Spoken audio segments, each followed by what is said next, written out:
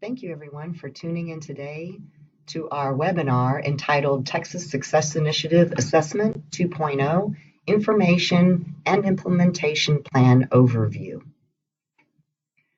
The agenda for today's webinar will first start with a brief overview of the Texas Higher Education Strategic Plan, an overview of college readiness, House Bill 2223 co-requisite models, and then we'll get into the Texas Success Initiative version 2.0, followed by a listing of developmental education and TSI professional development and resources, and then there'll be a separate section for Q&A. So just to remind everyone that the Higher Ed Strategic Plan has four main goals, and the first one is that by 2030, at least 60% of Texans ages 25 to 34 will have either a certificate or a degree. Now, these certificates or degrees can be earned anywhere, but at that snapshot point in time in 2030, we'll want to shoot for 60% of Texans. The second goal, however, the completion goal, is more specifically about Texas institutions. And at that snapshot point in time in 2030, 550,000 students in 2030 will have completed a certificate, associate, bachelor's, or master's degree. The third goal is a marketable skills goal, and that basically focuses on every Texas program where a student graduates or completes, will have identified marketable skills and opportunities to demonstrate those marketable skills for future and potential employers. And the fourth goal is a maintenance goal, and that 60% of the student's first year wages will not, the debt, if any, if the student does have any debt, will not exceed 60%. So to look at the term college readiness, if we look at what's happening in the state of Texas, we see three pie charts here. The middle one represents statewide data, and basically about 58% of first-time entering students in fall 2018, when they enter higher education, were considered college ready. On the left-hand side and the right-hand side of that middle chart, we break out two-year colleges and universities, and you can see from the dark gray area that the biggest population of students who enter not college ready do enter at our two-year colleges. And as most of you know, two-year colleges are generally open admissions, whereas universities often have stricter admissions criteria. And that probably helps explain some of the differences there. Also, students who enter not college ready, after 1 year, many of them still remain not college ready in whatever subject area they originally came in not college ready. So if you look at the slide here, we've got three areas broken down by math, reading, and writing, and you can see the heaviest challenge still continues to be in the math area, where after 1 year of students who enter not college ready in math, only 17% have actually completed the first college level course in math. The data are a little bit more not as challenging in the reading and writing areas, but we can all agree that we're still not where we need to be. Completion rates. If we look at our completion rates, and this is a representative, this slide here is of the community college completion rates, and we can see when we compare the red bars to the blue bars, red bars representing college ready students, you can see clearly college students who enter college ready also complete at a greater rate. And that difference is even more pronounced when we add in the graduated or still enrolled.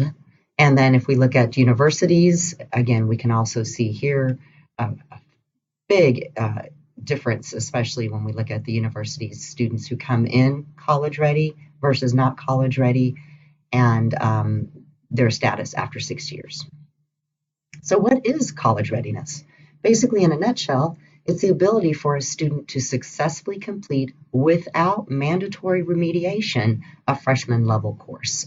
That's not to say that a student in a freshman level course, or any course for that matter in higher education, at some point may feel that tutoring, they take advantage of tutoring or supplemental instruction, or a number of support programs that help them at any point when they're struggling, but we're talking about without mandatory remediation. The Texas Success Initiative is the statute which mandates that all non-exempt entering undergraduates have to be assessed for college readiness in 3 areas, reading, writing, and math, using the TSI assessment. And remember, though there is some overlap between college readiness through TSI and admissions programs, the results of the TSI cannot be used as a condition of admission. As of fall 2013, the TSI assessment is the only assessment instrument that is approved in the state for college readiness purposes. And prior to that, we had a number of other assessments, the AccuPlacer, THEA, Compass, and Asset. But as of fall 2013, the TSIA is the only assessment. And also, the college readiness benchmarks are established and cannot be changed, and they are established for statewide purposes. The TSIA, as I already mentioned, has 3 subject areas, and the writing section does have also a separate essay component. Of course, the TSIA2 will be replacing the current version, effective fall 2020, and I'll talk to that more specifically in a few slides. We also want to remind everyone that the requirement for a pre-assessment activity, which is something that students must engage in prior to taking the TSIA, and the pre-assessment activity has to address these 4 component areas. It's not a requirement that the institution or school district create its own pre-assessment activity. We have contracted with a company called Queeriam, and here on the slide is their email address, their contact information, and Queeriam provides free of charge to any school district or institution of higher ed who does not have access to a pre-assessment activity for their test takers. And this is, again, a resource for those students who are assessing in those areas and in those places that they do have access to a pre-assessment activity. Again, this is state contracted and state endorsed. It does a really good job of addressing the components as required in statute. We know the college readiness benchmarks. Here on the left-hand side, we can see we're familiar with the current benchmarks. These are the established benchmarks. Just a reminder that institutions or school districts cannot raise or lower these. And on the right-hand side, we have TBA to be announced, because the process, and I'll talk a little bit more about that process for the TSIA 2.0 college readiness benchmarks, the process has not yet begun on that component of the test.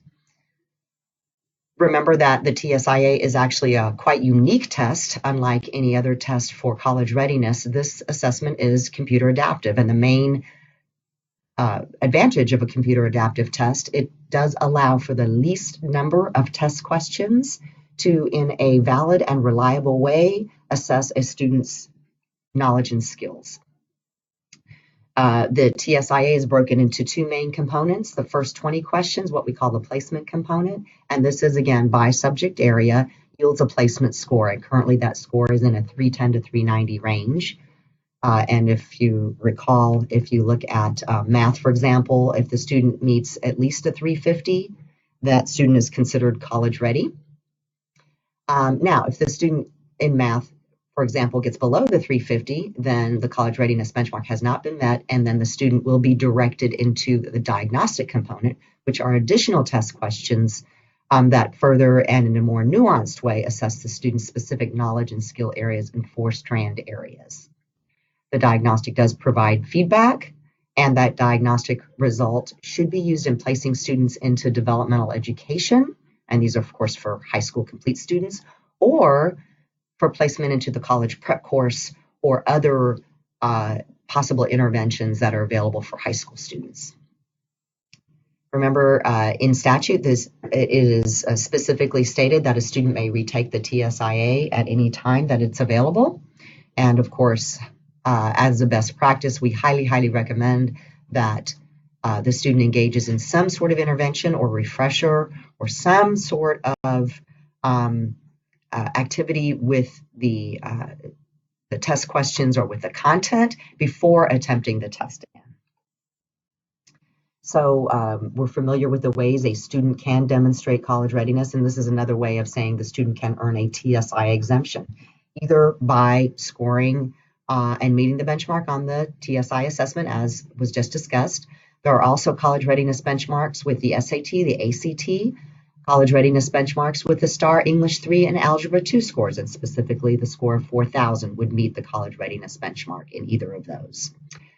The college preparatory course, and remember what it means to successfully complete the college preparatory course is determined locally through the collaboration between the institution of higher ed and the school district offering the college prep course.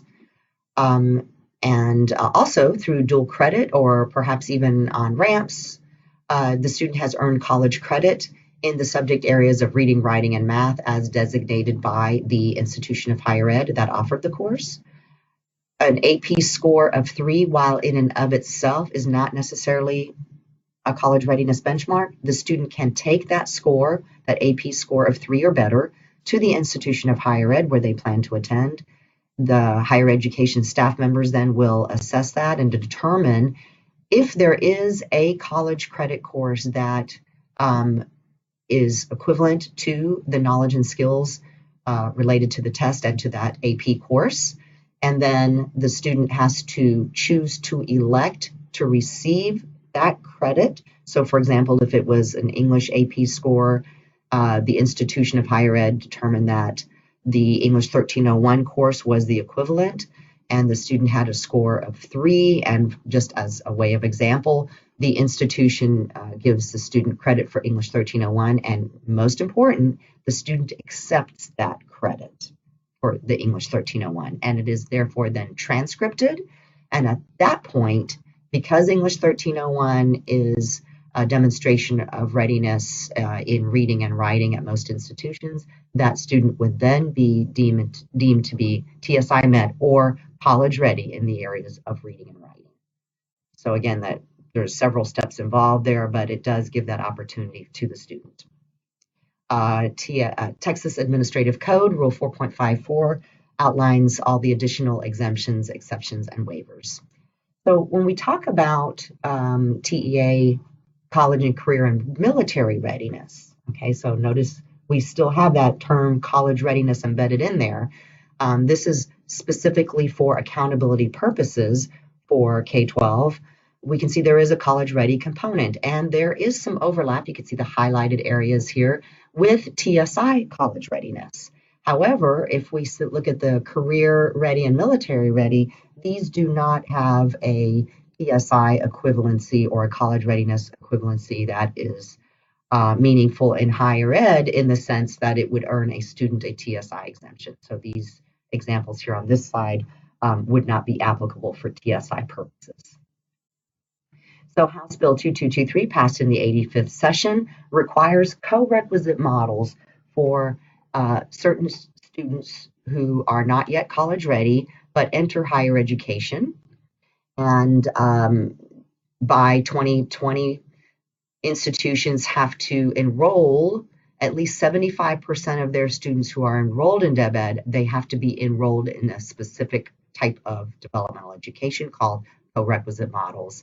Real briefly, a co-requisite model allows a student who is not yet college ready to actually enroll in the entry-level college credit course, but will also be required to co-enroll in a support class that is directly designed to help the student be successful in that college credit course. So the co-enrollment happens at the same time in the same semester. We just need to really emphasize, though, that co-requisite models are for high school complete students only.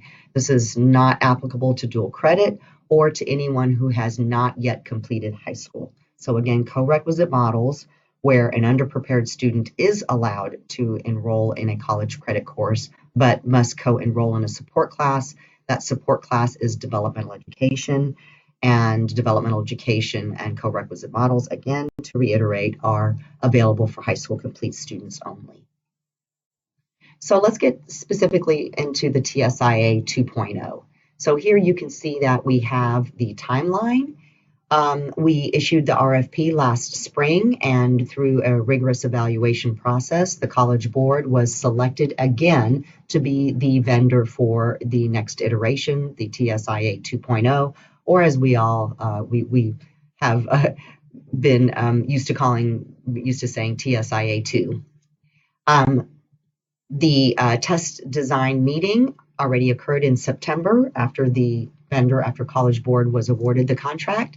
We convened a group of content experts in representing K-12 and higher education, and we met 8 hours at the coordinating board and came to consensus on the big picture test design.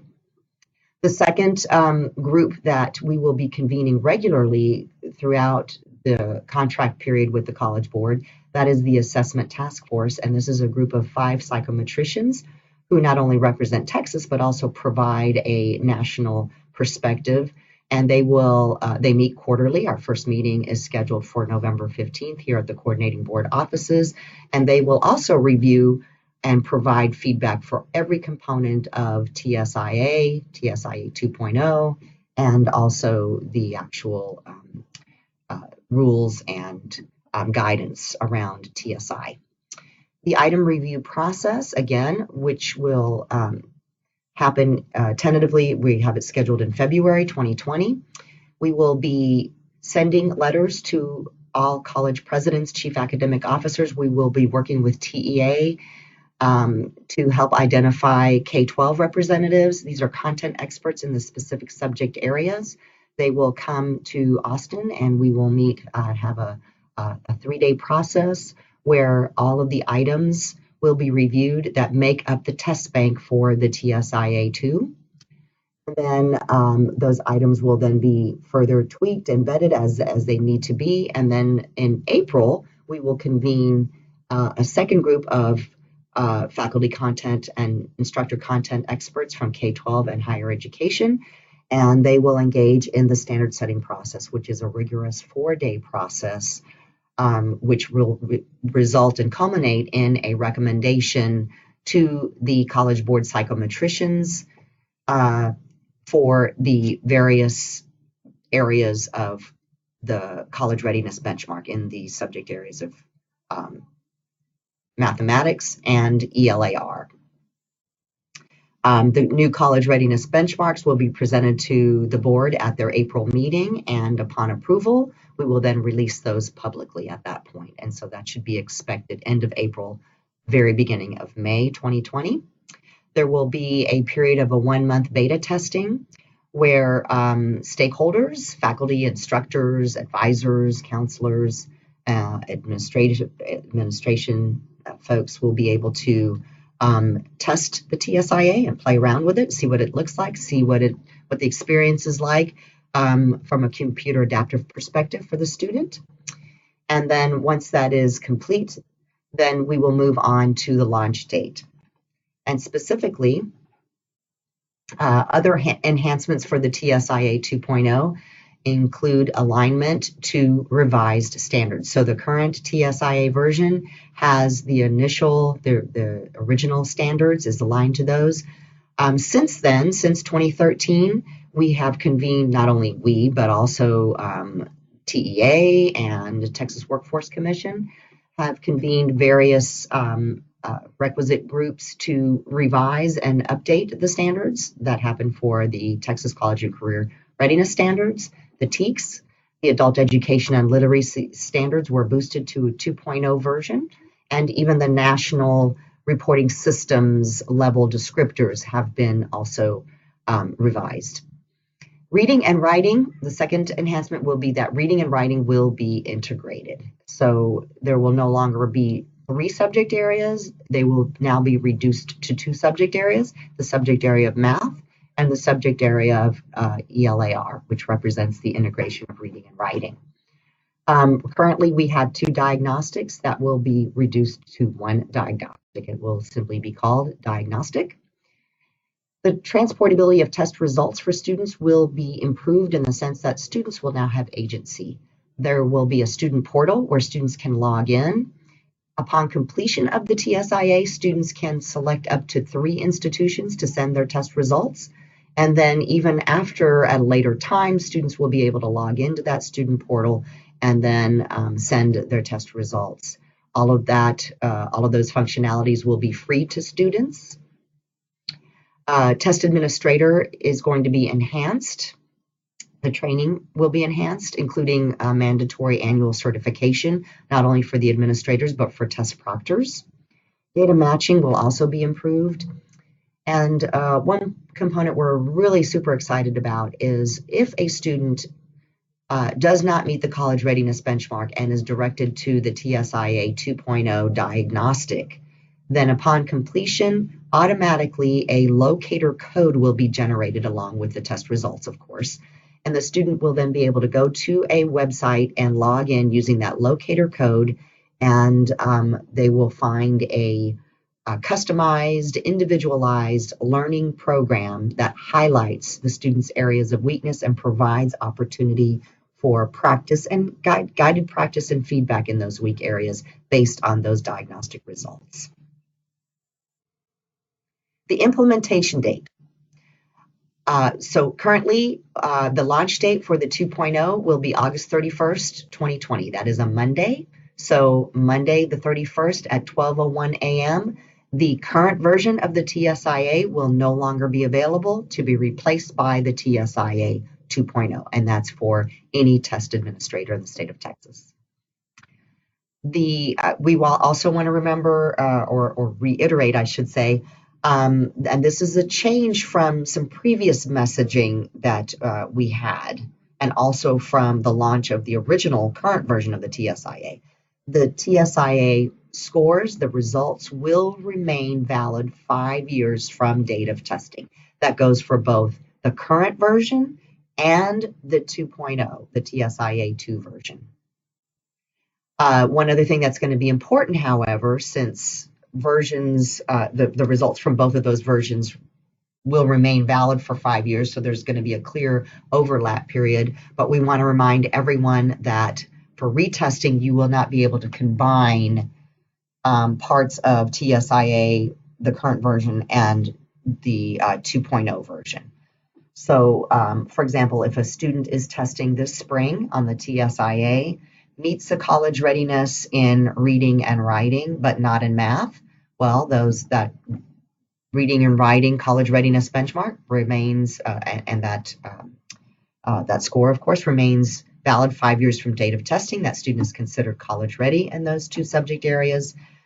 However, if the student then wants to retest in the area of math and waits until August 31st, 2020 to retest, they will no longer be able to retest on the current version and must retest on the new version because the current version will no longer be available. Let me give you a scenario with reading and writing. Let's say, because remember, those are 2 separate tests currently. So let's say the student meets the college readiness benchmark on the current version in writing, but not in reading. The student then waits until August 31st, 2020 or later to retest. The student will have to retest on the ELAR test on the 2.0 version in order to, as one way to attain readiness in that area, even though technically they have established readiness in one component. Because they don't have readiness in both areas, then the retest on the 2.0 version will then need to simply be in the ELAR portion, and then of course once the student meets the benchmark there, then they would be considered ready in that area. Other enhancements, as I mentioned, just to get a little bit more in detail, improved transportability. As I mentioned, there is a student portal that will be available, and they will be able to send the results up to 3 institutions. The other thing that's very important in the student portal, there will be tutorials for calculators and the highlighting feature. So the highlighting feature is going to be something new, and it will be able to be used in any portion of the TSIA, not only, the TSIA 2.0. So not only in just the reading passages, but in any component of the assessment, including on the math area, maybe some of the word problems. It won't be usable, the highlighter will not be usable in any of the graphs or charts, but it will be usable in all the other multiple choice components. So in order for students to learn about that option and maybe have some snapshots and visuals and some explanation of how that option works, tutorials will be available in the student portal. The same goes for the calculator, and I'll talk about that in a couple of minutes in more detail. And as I mentioned too, the free customized online learning support, it's called Perspectives, and it's available to any student not meeting the college readiness benchmark. We have also learned from our College Board liaison that even for students who have not yet taken the TSIA 2.0, once this is launched, once Perspective is launched, they will be able to log in and use that even as a refresher or some sort of practice opportunity before they even take the TSIA 2.0. It is going to be recommended, of course, for use with as an additional technologically based tool for the college prep course and or any TSIA or college readiness classes or workshops. We are currently working with TEA to improve data matching, and more details will be forthcoming. For our K-12 test administrators, you're going to want to definitely tune in once those details have been finalized. And this is, we understand that TSIA and 2.0 TSIA have become much more prominent in K-12 accountability. And so, of course, the most important thing with regard to the TSIA and 2.0 will be that appropriate credit is going to be given for the school district for any of the students who have met the benchmarks. So we want to make sure, and definitely we want everyone to be assured that data matching is something we see as very important, and that we will make sure that protocols are going to be made clear so that data matching is definitely a priority for us. Accommodations for students with disabilities. So if the testing happens either with the institution of higher ed or through the institution of higher ed, mostly for dual credit purposes, we just want to remind everyone that any student with an IEP or a disability, a documented disability, that you need to work with your learning disability support or your disability support services offices and staff members at the institution of higher ed so that you can come to consensus on appropriate accommodations. Remember, this is a test for higher education. It is under the purview and auspices of higher education. And so accommodations and addressing accommodations for students with disabilities is going to be centered in higher education policy, and more specifically based in the specific policy of the institution who is either administering the assessment or will be delivering the dual credit courses, the college courses through dual credit. So again, that's very important. Again, any student who wants to avail him or herself of accommodations, the representative for the student and the student, in some cases, will be working with the institution of higher ed and the disability support services staff there to determine, again, and verify and confirm the appropriate accommodations. One other point I want to make is that we will be working with the College Board to come up with some more specific guidelines for school districts who may just be testing, for example, for accountability purposes and not necessarily for the purpose of qualifying a student for dual credit. So again, be on the lookout. We'll have some follow-up webinars and, of course, provide follow-up guidance with more specific details on how to address students under those circumstances. Mandatory training, as I mentioned earlier, training will be beefed up. We currently have initial and annual recertification, not only for the test administrators, but also, and equally important, for all of your test proctors. and a proctor will not be able to be engaging in TSIA or TSIA2 proctoring types of activities until and unless the proctor has been certified. More details will be forthcoming there. Additional training topics, of course, will include account-related permissions and logins, what to do when someone leaves your school district, or when somebody new comes in. You have somebody new, and that happens quite often. So how to address and handle those, and various logins and permissions if they are going to be helping out or dealing with the TSIA. How to pre-register students and use of the voucher system. Test administration, proctoring, security requirements, and just at this point, let me just remind everyone, with the launch of the constant upgrades in our iPhones and other, Android devices, we see the wearables, those watches that are connected to those devices, and we just want to remind everyone that not only are any sort of device, such as what we typically call phone devices, those are not smartphone devices or regular phone devices. Those are not allowable under any circumstance in a testing scenario, including wearables, the iPhone watches, for example, and other Android types of wearables are not allowed. Additional training topics includes reports, generating reports, and customized reports. So those of you who may be interested in the outcomes specifically for your students at your school district, there are a number of really robust customized reports that are available through the administration portal. And so your folks are really going to probably want to be interested in learning more about those possibilities. And as we mentioned, we'll be following up with more details about addressing students with accommodations. Here we have a tentative training plan. So the one thing that we want to emphasize here is the training is actually delivered by our College Board counterparts. Kathy Montanese is the main point of contact there. But as you can see here from the map of Texas, we will be providing in-person, face-to-face training in every region in the state of Texas. You can see on the right-hand side here are the tentative dates. So this is just still tentative because we are actually still working on confirming locations, the specific locations. But once these are confirmed, then we'll get that information out through your test administrators, through the education services centers, and other TEA points of contact.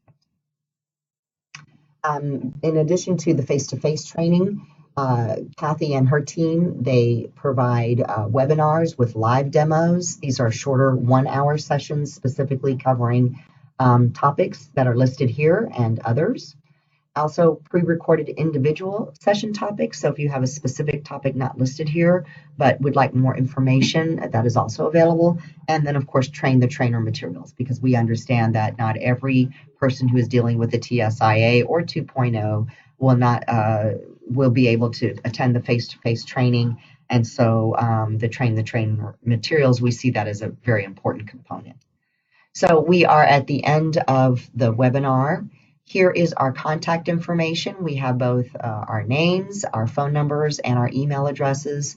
Keelan Morgan is my counterpart. He works very closely with me in terms of specific TSIA, TSI, TSIA2 policy. And Dr. Melissa Humphreys and Dr. Yuji Kim are from our other division here called Strategic Planning and Funding, and they mostly address issues related to reporting and funding. Those are the types of questions that they answer. And for K-12, reporting is probably one of the areas where you might have additional questions. And so either our colleagues there in Strategic and Planning and Funding will be able to help, or we will be able to forward your question specifically, depending on the topic area, to our College Board counterparts. And you can see our email addresses are available here as well. So again, thank you for attending. If you have any questions, there will, like I said, there is a Q&A portion that has been pre-recorded that will also be a part of this feature. this webinar. And if any of those, we encourage you to listen to that section first. But if there are any additional questions not already addressed in that Q&A period, please feel free to email us or call us, and we'll do our best to try to answer your questions. So thank you again, everyone. And that brings us to the end of the webinar.